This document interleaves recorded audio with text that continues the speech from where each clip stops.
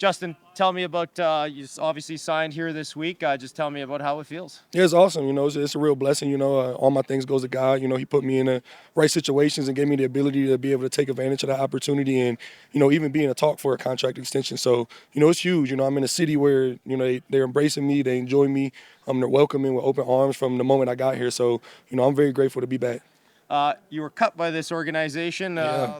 whatever, a year and a half ago. Is it kind of crazy to go from that to this? Yeah, it is. A lot of guys have asked me that, and it really is. But I mean, that's the business, right? Like, you can sit here and say it's crazy or it's this or that, but that's part of the business. Like, they didn't really know who I was. They didn't know what I was bringing to the table. I came out, put my best foot forward. But there's a lot of guys here. There's a lot of established guys that were already here, right?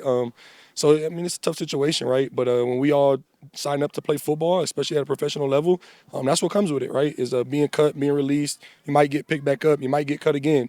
That's just what you got to be, prepared for, ready for, and kind of live with that. But you guys are in basically must-win territory Yeah. for the most part here, heading down the last 3 games. Winnipeg this week. What's your mindset personally facing the Blue Bombers this week in terms of just needing the win and kind of how you deal with that? Yeah, just making sure that I'm helping the team out in any way possible, right? I'll continue to say it. I say it all the time. Like, the team that makes the least amount of mistakes, they normally win, right? And that's the goal, right? Is to make sure that we're all staying after, doing the lonely work, getting in our playbooks, watching the film, making sure that we just make less mistakes than them, because that's a good team, right? Like, they've been to 5 Grey Cups in the past. Was it 5 years, whatever, like that's a team that knows how to win, especially when they get to the playoffs.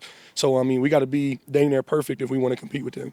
You guys have won three in a row here at home.